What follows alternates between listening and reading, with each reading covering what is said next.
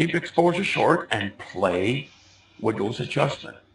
Fine tune them. And once you do, that you've got something that's decent, that's when you open up the 4-barrel on the carburetor. You put the hammer down and go. This is where the exposure will go a little bit higher, and you're going to get much better results. The performance will come out. We're going to increase the gain a little bit here. By doing that, the center will get overexposed quite a lot. That light went by. 13. A very faint one His inside. gain's at 13.75. 13.75. Okay, I don't like that. So let's lower the gain a So little times bit. 5 would be 50, 60. Okay, there we go. Yeah, about 13 is the magic spot. I would like to try the 10. Oh, okay, this is looking good. We're seeing more of the center. Let's lower the gain a little bit and leave the exposure at 3.1 seconds. But now you can see the background's getting a little whiter, so we're going to require to go and touch up on the gamma possibly, and maybe the contrast. Whoop, sorry. Whoop, got bright there. Okay, there we go. Let's fine tune this a little bit. I like to get the finer detail in there, near the center. Yeah, the battery actually needed We're certainly seeing a lot of wispy detail in there, and that's what I'm after. Oh, crap. What? You see he's moving in? Of course, I'm using the KVY rebroadcaster, and that takes away a lot of the resolution. If you folks would see what I see on the screen here, directly on the software, wow. Very amazing. It's quite impressive.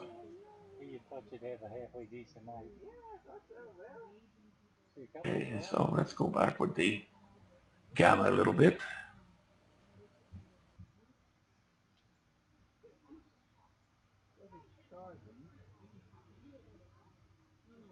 Okay, let's see what else we could do here.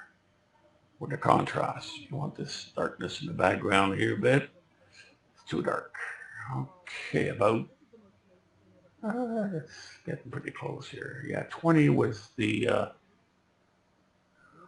16 and 20 was the magic spot here. All right.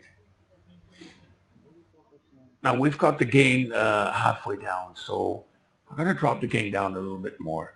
And as you can see, we get to see the trapezium starting to come to shape, and we certainly see those component stars in there, all of them, easily. Wow. I'm just curious or something.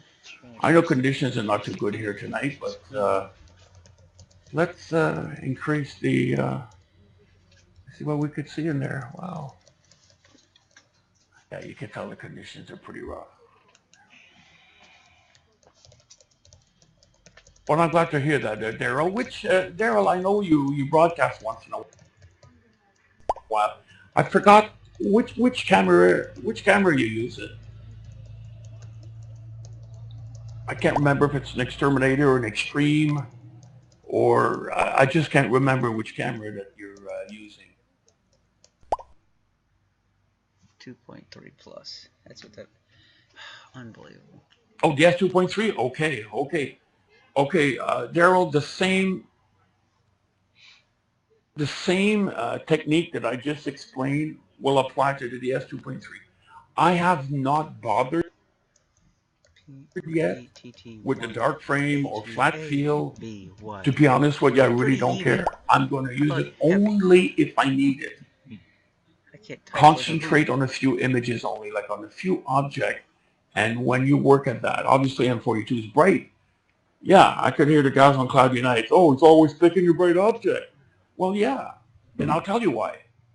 It demonstrates a high dynamic range. It gives you a chance to do the proper adjustment to get the best signal to noise ratio to the camera. And this is something that these guys don't understand there at all. Zero, nada. This is no dark, no flat field. Here, I'll show you. What is the exposure counting back? Here, let me show you. And that way, 1.1, like some did say not long ago on cloudy nights, apparently I'm a bullshitter. Well, Sorry for the rough language, but here it is. Yeah, but it's not. That's intense. Dark field corrections turned off. There's nothing That being should captured. be 3 seconds. Nothing. That should have been 3 and 3 and 3. You know. No darks. Maybe he's got something else in this program. He's got a very, very slow internet Yep, connection. you got it, Daryl. You got it. This is very, very, very crucial. And you know what? The same technique used, the same technique here that I just described, is used with, especially with the exterminator, because it's a lot more sensitive. But frankly, you could match that sensitivity nearly with this camera. And this is what I like about it. Oh my goodness, this is way too much. I know I'm using a 16-inch tonight, okay? And it makes it worse for me. I don't see. The difference with a 16-inch and an 8-inch is the magnification. I don't see. The light cone is a lot bigger on a 16-inch, and it's a lot harder to control. So if you use an 8-inch or 10-inch, something like that, you're going to be able to do the exact same result here. The only thing is M42 will look smaller in there. Okay, so dark field correction, there's none. Flat field, none. Stacking, where's that? There we go. I don't use that. I don't ever use stacking.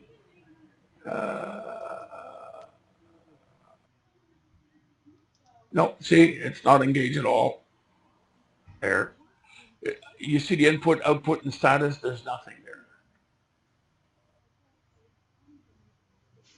Oh, Daryl, 12-inch. That's, Daryl, when I first designed the camera back in the 90s, it was with a 12-inch LX200 Classic.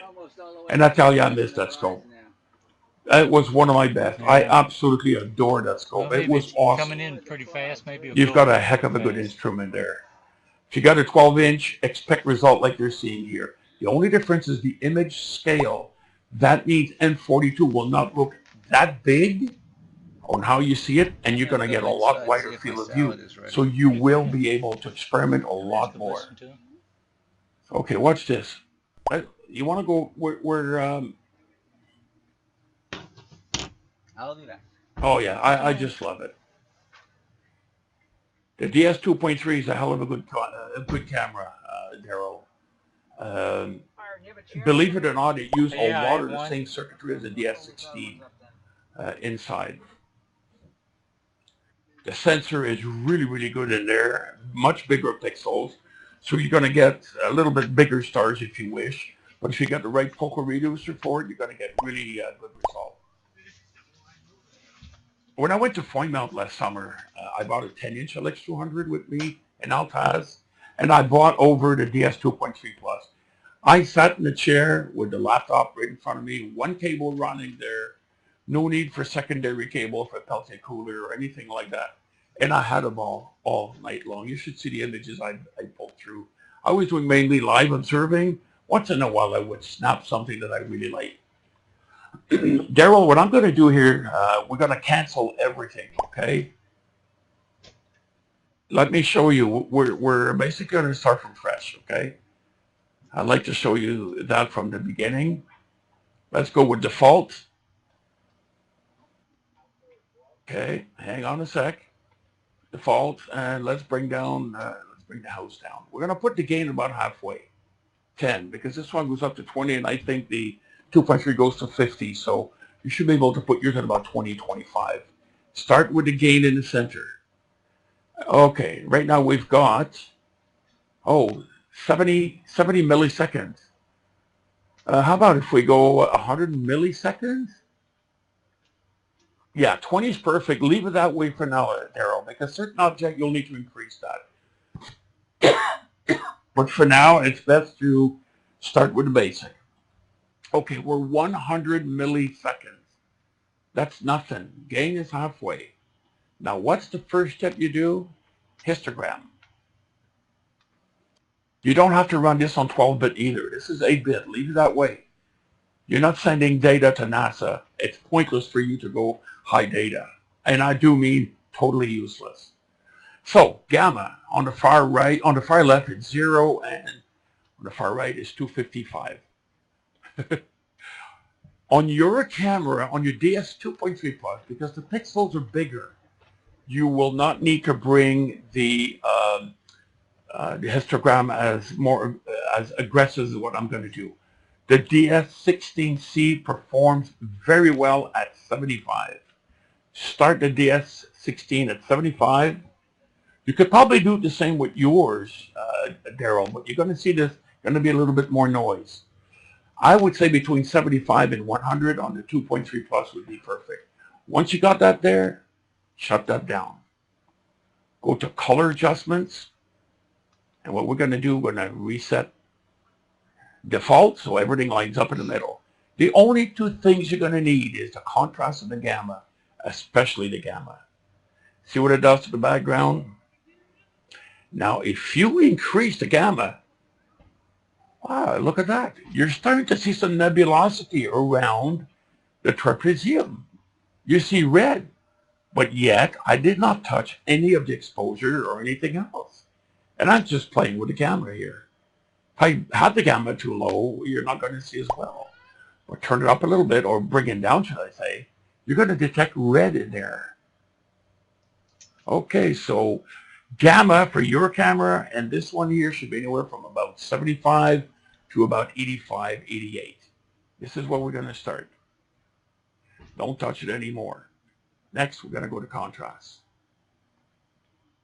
Contrast is going to allow you to lower the background, and whatever's bright or visible or being detected by the sensor, you adjust the threshold. Signal to noise ratio it's called.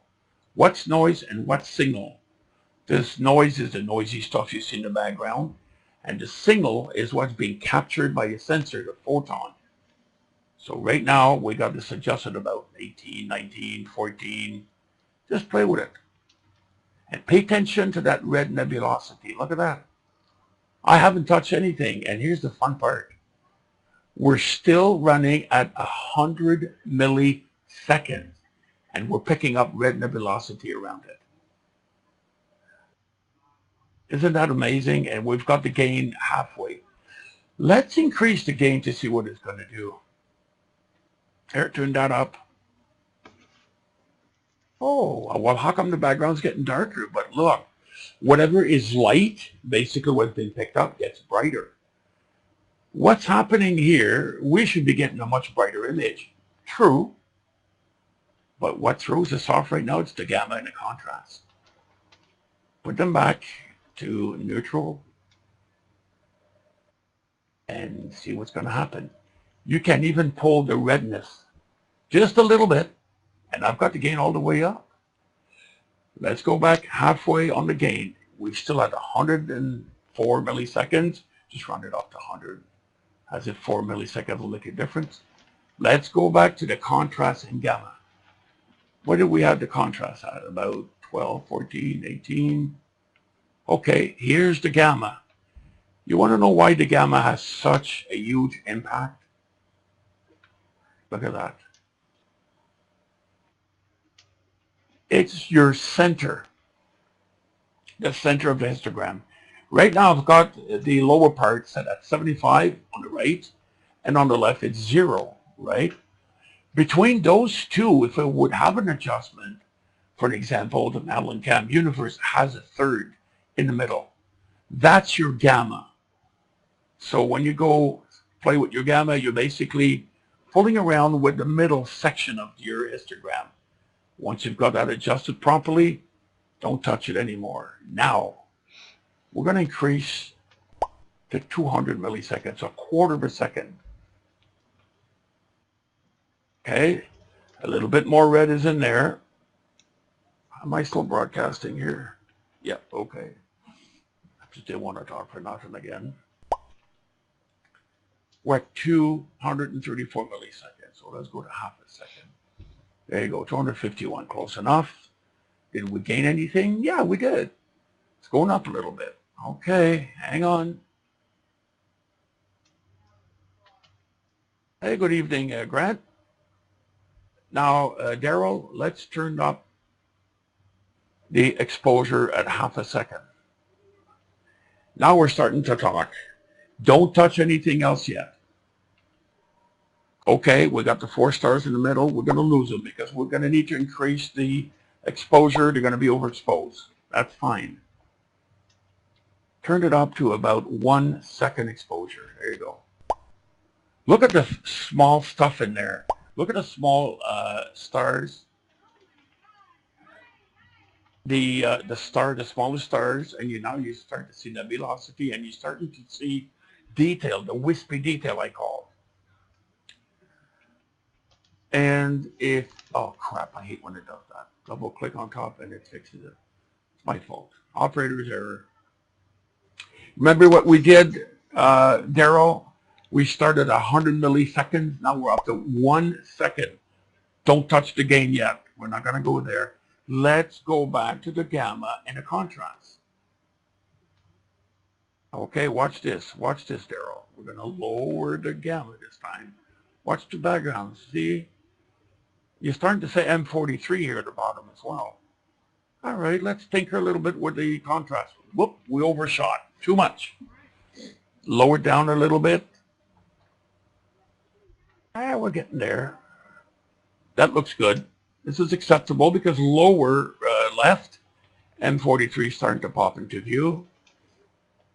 And now let's go back and give her a little bit more juice, I call it, or exposure. Let's jump that up to 3 seconds. Here's 3.1 seconds. Wow. Have you seen what happened to the background? Because we kind of pre-adjusted the gamma and the contrast. As we were increasing the exposure, and the exposure is going to be done in small steps. You don't want to start like at 10 seconds or 30 seconds right off the bat. The majority of people that make that mistake, they're used to imaging. They read it on other forums that, yeah, you just need exposure. To a certain extent you do, but not that much. Here's what I'm going to point out to you. What we've done by going with the contrast and the gamma, we've balanced the signal to noise ratio of the image before we step on the gas pedal. And I refer to gas pedal as the exposure.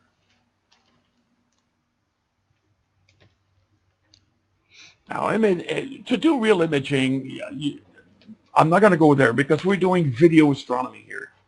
Imaging and video is 2 different worlds. And I'll explain to you, Daryl, in a few minutes. I'm really glad you're here, Daryl, because I know you've got your 2.3 plus, and what I'm doing here is going to apply to your wonderful scope and that camera you've got. That 2.3 plus is going to do wonders with it. Now, once we've got that balanced out, have you noticed the background, how smooth it is? No noise, because what we've done, we have balanced the signal to noise ratio. I told you earlier, the signal is a photon being picked up by the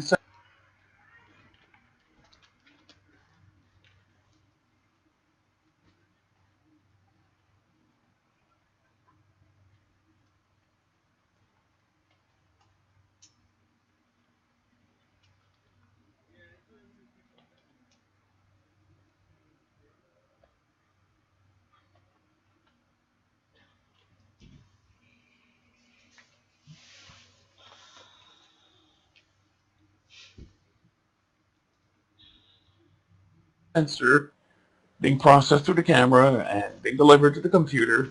Noise is a noise. Yes, we did have noise a bit earlier when we were down to 100 milliseconds and went up to seconds. But we were still able to pick up detail in M42. Not as much what we're seeing now, but nonetheless we did. And there's in there, wow, stuff I could never see with an eyepiece. This is pretty cool. Okay, let's go from 3 seconds. Let's jump that up to 5 seconds. Watch the difference. Boom. Have you noticed what we've gained? Whatever was bright got brighter. But yet in the background, it's still dark. M43 at 7 o'clock position, lower left, became only slightly brighter. And I do mean slightly. That's the proof that we have the signal to noise ratio well balanced. And you do not need long exposure. Learn to do the gamma and the contrast, and your histogram, and you've got it down pat. Now we're dealing with a large object and very bright. Yes, and as I mentioned to you earlier, this is a bright object. This is where you will fine-tune the camera to get the best dynamic range. I read some guys on Cloudy Nuts saying, "Oh, he's using a big bright object." Yeah, dummy. The reason is this: Understand his little thing. you need to control the dynamic range. These guys don't use cameras that have dynamic range. They use other type of cameras. They're not Mallin cam. The Mallin cam use the premium components in them, class 1 sensor. And for that, you're going to be able to get so much more dynamic range and signal to noise ratio. Now, because we went up to 5 seconds in the video mode, let's go back, Daryl. Let's go back to our gamma and our contrast. Tulkarm Observatory in UK. Let's bring that down. Let's bring it down. TVD4 Let's bring down the gamma, Daryl. Hang on. Oh, look at that. Beautiful. But too much. Earlier, I remember when we were there, we were about 105, 102 or so. There you go. Let's go back to the contrast this time. Let's improve. Oops, too much. You don't want that dark. You want to see something in the background a little bit. When you tune in your background with the gamma or the contrast, you don't want to go pitch dark. You just want to go a light dark. Oh, that's too much. Let's go back. We're at 5 seconds here. That looks ugly. There we go. Okay, now we've got that down pat. You see the extended wispy detail at 11 o'clock and at 5 o'clock position. Then again, in order to pick that up at the short exposure we're at, high dynamic range, and the proper signal to noise ratio balance. And that's what we did earlier on at 100 milliseconds. We went up to 1 second, 3 seconds, now we're at 5. Okay, how else can we adjust it? Okay, this is the next step on how to do things. Daryl, with your DS 2.3, it'll be the same. You're going to have a slightly different response because you're dealing with this camera here, the DS16C, has smaller pixels, you've got bigger pixels. It'll be more sensitive with yours to adjust. That means when you do a gamma adjustment, for example, you have to do a smaller step than I did. When you do the contrast, you'll have to go really in smaller steps. Don't overdo it. At azimuth 177. Okay, because now we increase the time here, 5,000 millisecond, which is 5 seconds. We did not touch the gain, which is halfway. We refine-tuned the gamma and the contrast. Have you noticed the histogram on the left? Now it's got a wider indication here. And now what we could do is bring or increase, whichever you want to do. Let's bring back down to 100. Wow, did you see what happened in the middle? Daryl, did you see what happened in the middle? I went from 75. Remember I told you to start the camera at 75 or so, roughly? Okay, you see, okay, now pay attention to the 3 stars, which are upper left, a little bit of M42, and look at the center of M42, the trapezium. You can't see it anymore. Watch this. We're 75. Let's bring that down to 125. Watch what's going to happen. Whoa! What happened? Pay attention. 11 o'clock, we still have the wispy detail. Pay attention. 5 o'clock position on the screen, we still have the extended wispy detail. Pay attention to M43 at 7 o'clock position. These did not change at all. And yet I changed only the histogram for a 5-second exposure. However, what we did by doing this, the dynamic range has been further increased. You notice that? We can nearly see the 4 stars in the middle. And they were overexposed, overblown. And those little stars were not visible because they were overpowered by the 4 stars in the middle. Now we're starting to see them. Okay, well, let's go back on the histogram. Okay, so about 112, let's go down to about 130. Let's see what's going to happen. Wow, look what happened. We lost a little bit of wispy detail at 11 o'clock and at 5 o'clock. Let's leave the histogram that way, Daryl. And you know where we're going to go? You got it. We're going to go to our contrast and gamma. These are the two most important that you could possibly adjust. Okay. Let's get the gain back there. Okay, let's lower the gamma a little bit from 101 to 96. Oh, here's the wispy detail. It's coming back up for us. Let's go on the contrast. 18 down to 14. Here's our wispy detail. They're back in there again. And look at that. We could nearly see the 4 stars.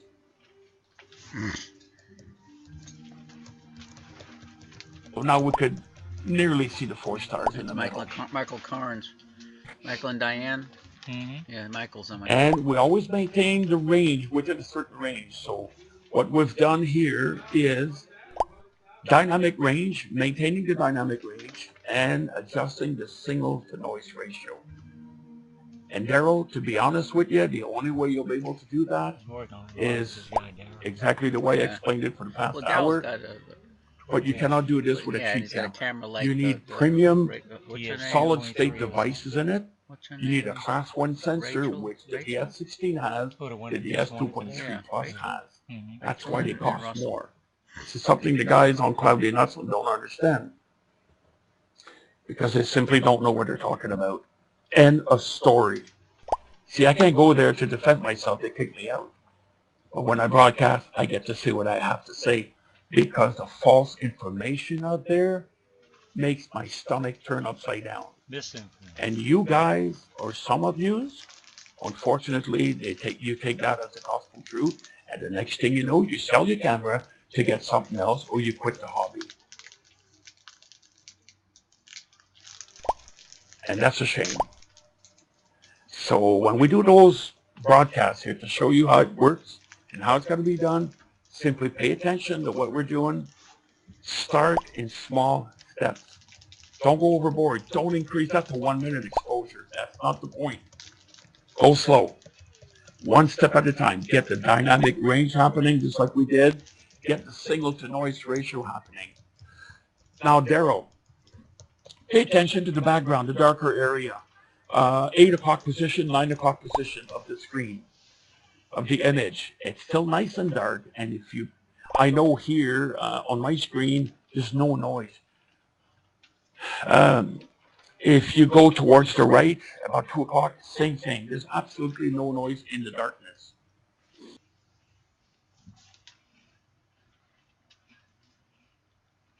Now, Daryl, I don't know if you remember what I was saying earlier. I don't know if you were on when I was explaining that. Somebody mentioned that, oh, we don't sell cool camera in our CMOS series. The Sky Raiders are not cool. No, they're not. And there's a reason for that. Using premium electronics lowers the noise by more than 60%. Using a class 1 sensor will further reduce it up to 80%. You don't need cool. Now, watch what I'm about to say. When you cool a CCD sensor stands alone on the wafer. Pixels are all by themselves, and there's only one area on the CCD. There's a preamp, and there's the output control, there's the bias control. On the CMOS sensor, however, you do have pixels, you've got preamps, you've got the AD converter as well, and a bunch of other circuits that should not ever be cooled, ever. So what that means, when you cool those sensors, the lamination is going to happen. You're changing also the circuitry that's mounted on the same wafer as the CMOS. They are not made to be cooled. You cannot cool a CMOS, basically. That's the bottom line. You can't, because you're going to change the value of those circuitry that's mounted next to the pixel array, which is mounted on the same sensor. Instead of other companies say that their cameras are cooled, all they do is they cool the chamber. Nothing touches the actual sensor.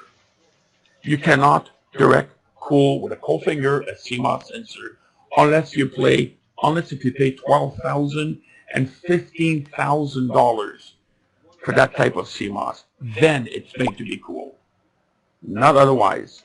That is why we don't cool our sensors. We don't cool our CMOS sensors. Instead of use high-grade component to reduce the noise up to about 60%, so it does not create noise. Number two, use a grade 1 or class 1 sensor. Class 1 sensor and a class 3 and class 4 sensor is like night and day. The amount of noise in there is incredible. Class 1 is next to nothing. So you just added another 80% of noise reduction right there. You don't need to have that. Let the camera speak for itself. Let the camera pick up what it needs to pick up, which is photon. And the basic adjustment I showed you, Daryl, is all what you need. Now, if you want to go to another target, then we could probably, and we will have to increase the exposure, because we're going to be dealing with a lot fainter object. So anyways, this is a basic way to start using the camera, whatever it's a DS2.3 Plus or a DS16C CMOS. Now, if you notice, we still, I hope I'm still on here. Hang on a sec. Yeah, I'm still broadcasting. Good. It's just earlier it quit, and anyways, the idea here, Daryl, was to start small. Stick to 1 or 2 targets, no more than that. You don't need to go any more than that. And usually that'll be enough for you to move on to fainter targets. A lot of people would jump right away with a super wide North American nebula, for an example, the Medusa nebula, on and on. You need experience to go into this. You don't want to do that right away. Stick to brighter object to practice the adjustments of the dynamic range of the camera and also the signal to noise ratio. When you've got that under control, then you can venture into stuff that is really down to 10, faint, so like faint galaxies, faint planetary nebulas, and so on and so forth. Oh yeah, it's quite tempting, Daryl, to go into that. By the way, Daryl, did you get a focal reducer with your DS2.3 Plus? I'm just curious to know. Because your 12 inch is an F10, and you're going to need a focal reducer on there. Okay, so you're going full F10 then. In that case, you are going to have to increase the exposure in quite a lot. I would strongly suggest you get one. Get the 2-inch version, and this is going to be like night and day. You will increase sensitivity and effectiveness by 50 to 60%. So that means you'll be able to cut exposure down by 50 to 60%. Okay, so you're using then a C-mount type. So if you're using the C-mount type, it'll work for you. It's not a problem, but you are going to get vignetting. Vignetting is what's black in the corners, the 4 corners. Stick to brighter object for now, Daryl, and just work with your gamma, contrast, and your histogram. We're still at 5 seconds here, and look what we're getting. Yeah, Rusty was... Now, we are in the video mode. We're going to jump to trigger mode. Is that what it is? Trigger mode is the same as the video.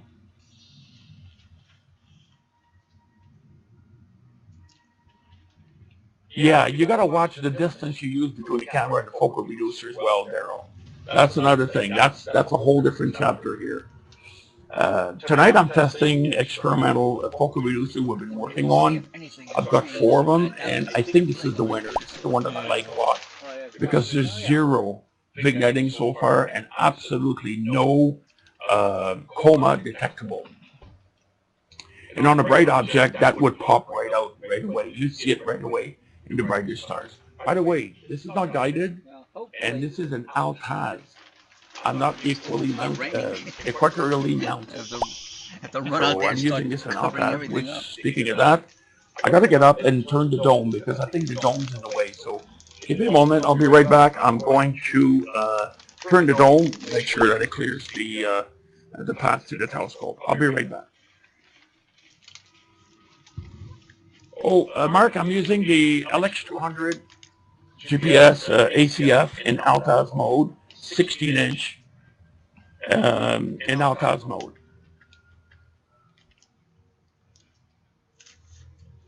Okay, sounds good, Daryl. I'm just going to go turn the dome, folks. I'll be right back.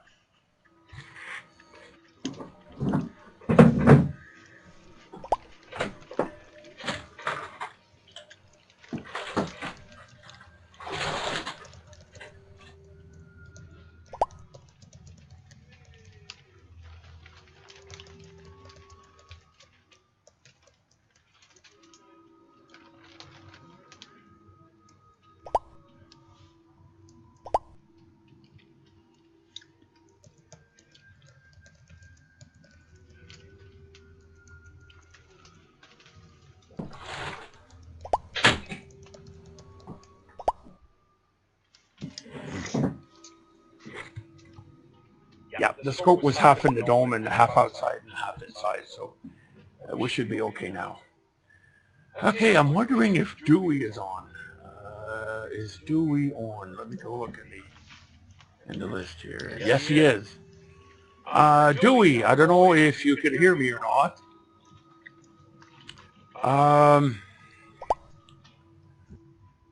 I just would like to tell you that if you hear me, I'm using your camera. Oh, that's the So it's working really good, by the way. So Dewey sent it up there for modification? No, Dewey had sent it back because it was a cosmic ray impact. Oh, you're multitasking. Okay, I'm using your camera, Dewey. Remember with the cosmic ray attack that damaged the some of the pixels? That's. Where's it at now? Hey, watch it, Dewey. Calling me Keith. We're not on cloudy nights here. So we gave him another camera? Yeah. But anyways, it's your camera where the damages that happen on the pixels from the cosmic ray attack, man. That was quite intense, I have to admit.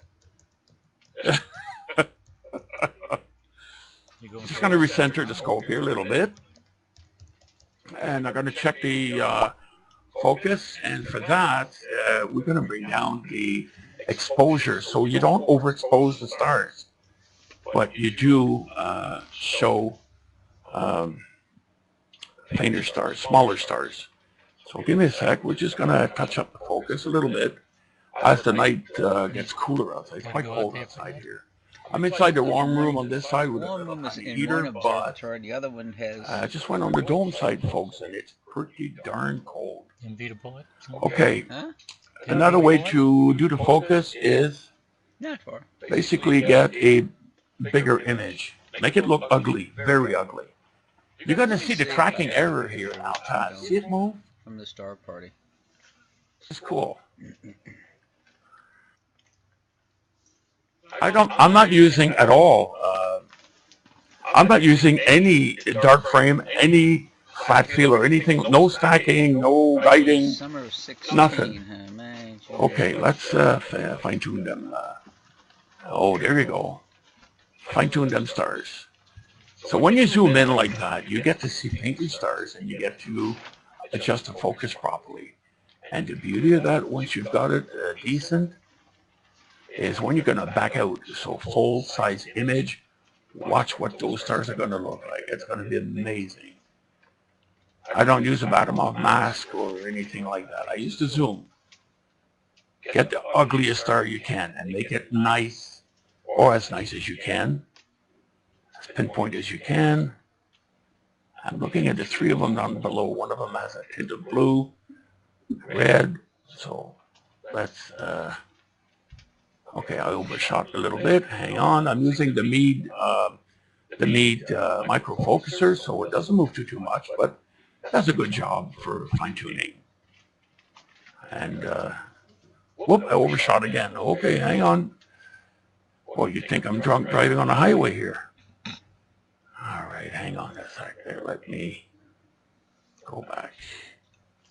There we go. There. That's what I wanted. Okay, watch this. We're going to back out. Fit the window. Oh boy, that's nice. The fainter stars are needlepoint. Not pinpoint, needlepoint. I love it. I got... Now to show what I was talking about here earlier. No. There's no dark field correction, as you can see. Okay. I mean, none. There is no flat field correction either. Netting. All that good stuff. Yeah.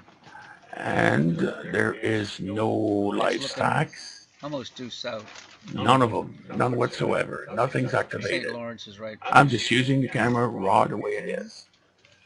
Now we're going to get out from the video mode and we're going to go to trigger mode and loop.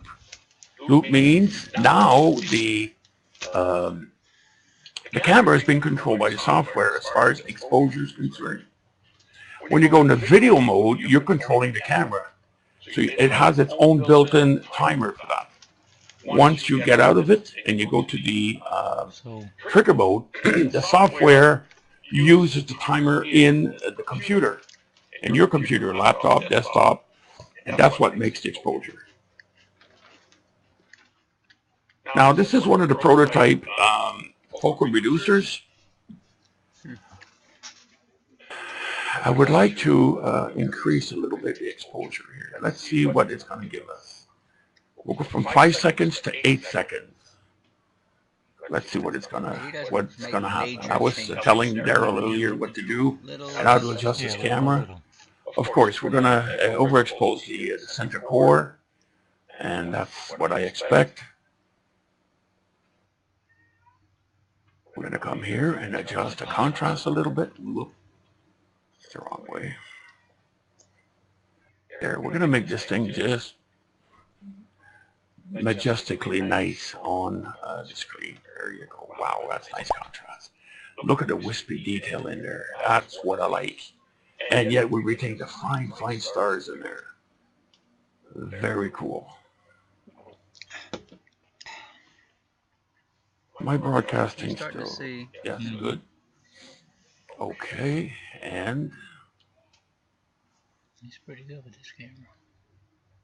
Touch up the gamma a little bit. The gamma is the center part of the scram.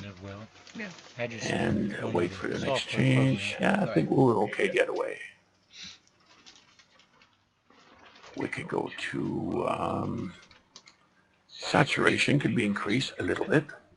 A little bit more red in there. I never touch the colors, by the way. Never, never, never. I leave them stock the way they are. They go down about 80 to 90. That's nice. Very nice. He generally uses default. The only two things he messes with is contrast and gamma. Well, the color balance is 0, 0, 0. I never touch the white balance. And where's his color balance he's talking about? Well, the color balance is the next tab up where you can adjust the red, green, blue separately.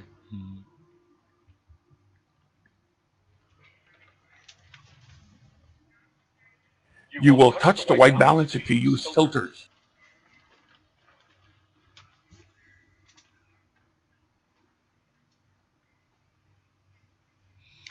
I don't use filters. I simply don't believe in filters. I leave everything at default. Red, green, blue, it's default. The H alpha filter. Okay, and to do. Okay. Software works so well. It's so easy to navigate through. So much for that. I know a company. I got an email, 2 emails actually this week. This other company makes red cameras. They don't supply software. You got to go download that third-party software. You got to pay $15 a year to use it. Duh. It's like buying a car, and you got to. You need to pay for the steering wheel, and next year you got to go back and pay for it again so you can drive your damn car. It's the same thing for the camera here in the software.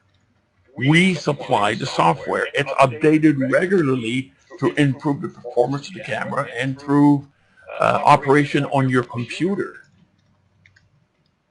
I don't understand the mentality Does he let everybody know when there's an of update? that. I really, really don't. Mhm. Sorry, I'm Just have to lost. go and check. No, he You posts. could call me old school if you want. That's fine. My business ethics are completely different than those who are money hungry. Okay, we're going to lower the histogram a little bit here, folks. Switch that over to about 169 because the center core gets a little bit too overexposed. Lowering the histogram, I think only 200. That will change the dynamic range. That's why I'm picking a bright object tonight, is to show Yeah. Daryl earlier. I don't know if he's still on. I think he's gone. Be back in another. Hang on a sec. Where did he go? Yeah, he's gone. He was at work. He's going to be back later. I spent a little over an hour showing Daryl how to get his DS 2.3 going. And the difference for adjustment for the dynamic range and the signal to noise ratio. Okay, this is pretty cool. Skis on too. Now we are going to go back on the histogram and continue to lower it. Okay, I could hear somebody clicking, beeping here on the chat. I'm not paying attention to that. I'm just paying attention to what I'm doing here. I really need to push this a little bit because I want to detect any coma or any vignetting using this experimental focal reducer. Oh, Ski, all right. How are you, Ski? Glad that you're here. And a few other person too, John, Michael in North Carolina, Starry Jack, right on. He's on. Will, of course, has been on since the beginning. Dewey, Rusty, good evening. Mark in Auburn, California, I believe it is. Yes. And guesses. Somebody signed in and guesses. Okay, let's continue. Yes, Key, I was explaining to Daryl earlier. I spent a little over an hour and a half explaining to Daryl how to adjust the dynamic range of the camera. Sorry, Jack says he's driving. Don't tell. And the signal to noise ratio so we could get a nice image. I wish you'd be here now because we're going to push this to higher limits. And my mount will not be able to handle not much more than 22nd in Altaz because we're going to start to see a little bit of a tracking error. But nonetheless, we'll give it a try. This is an Altaz, no filters, and not guided, and just raw image being picked up by the camera and being broadcasted to you guys. 9 degrees here in Wisconsin. Hey, good evening, Carl. It's about minus 13 Celsius, Jack. So I estimate about maybe 10 Fahrenheit. See, 18 is 0, so yeah, something like that. Okay, let's lower the histogram some more, and we're going to go to default. Let's see what we're going to get for a result now. So we are at 18 seconds. Okay, that did it. Wow.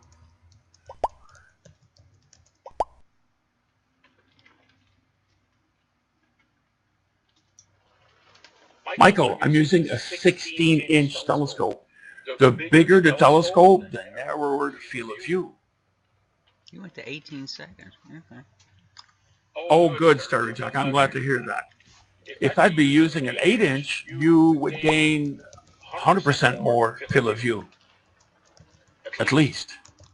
Now, this is a 16-inch, so the magnification and the field of view is very narrow, and it's f10. So the focal length of the scope is 4,064 millimeters. This is massive.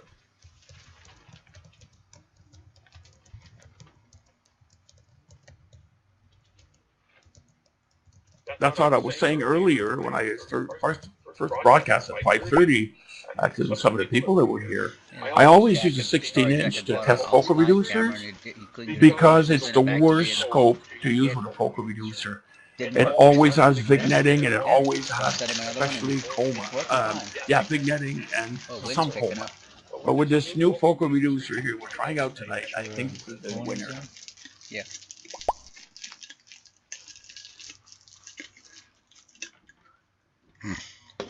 Let me see how. Now our tracking is not entirely perfect. I'm not guiding, I'm not using filters, and it's an Alpad. This is not mounted on EQ mount. And my limit about 18 seconds. I'm gonna try to push to 20 seconds and see what kind of result we're gonna get. It's the only thing I can see in the sky.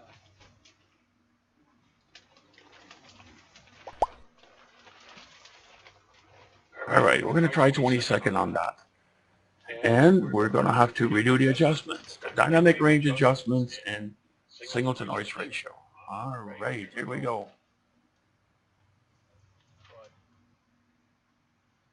Let's do a minute adjustment from the contrast and the gamma, the two most important adjustments here. Okay. The friendly bug is back for the night. Let's do a little bit more adjustment as well. So this is 20-second. We started at 100 milliseconds on M42, and we built up from that point, adjusting the dynamic range and the signal to noise ratio.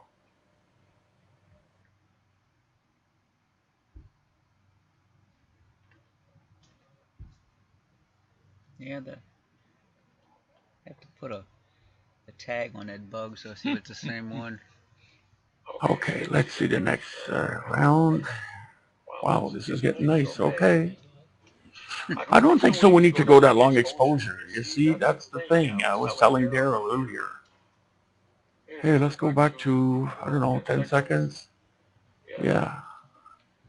And then we are going to readjust the histogram a little bit. Whoop. Crap. Hang on. There we go. I'd say about 125 or so. A long time. His Give or dome take. was frozen solid. Yeah, 125. All right. There. So we back down from 20 seconds down to 10 seconds. We basically get the same result. So just by adjusting the gamma and the contrast, you've got quite the range of dynamic range here. There you go. Here it is.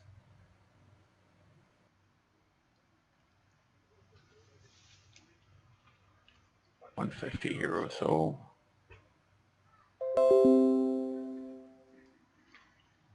I hate those little pop-ups. Yeah. Well, that sounds good there, Stereo Jack. It's good. It's good to have a school coming over to your place. Congratulations on that. This is good. It's about education. The science of education. Doing some science with astronomy. It's the best thing you could teach anybody. California. Well, I said F, Story Jack. He must have. Okay, so I'm thinking to go switch focal reducers. It's going to take me a little while, folks, because it's T-mounted, and I need to find I need to find the focus, and I don't have the monitor set up on the other side anymore. I will later. And for that, we're going to cut back on exposure. So I'm going to switch to video mode at 1.1 seconds. All right. And the reason I'm doing this, I don't know. Let's go back to 50 I'll send it up to YouTube on Instagram or so. Everybody can watch it. Yep. There you go. That's nice. And the reason I do that is simple. Stars more pinpoint, and it will allow me to take a picture of this. Actually, I could go a little bit higher for exposure. I think we're going to jump that up to 3 seconds. Yeah, 3 seconds will do it, I think.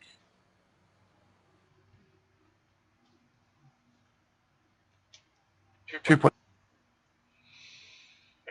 Okay, that'll do. Yeah, I think you want to take a And photo of I'm going to this go over and change the focal reducer. and So then that'll change take a the little focal while, reducer. folks. I'm going to take a break doing that. And just give me the time to do that. It's very dark on the dome side. I can't see nothing, so I'm going to bring a big spotlight so I can see what I'm doing. What I'm doing here Another one is... he's working on. Okay, Carl, sounds good. And Jack, thank you for recording, by the way. What I'm going to do now is take a picture of this. And the beauty of Mallin Cam is while we do live observing, you go to the snap and you press snap, and here's your picture. I could switch back and forth. This is live, and this is the picture. It's time delay. Live. You can't see. Picture. So the picture is 000001 on top. And if you click on the SkyRadio DS16C, that's live. So now we've got this for reference with that focal reducer.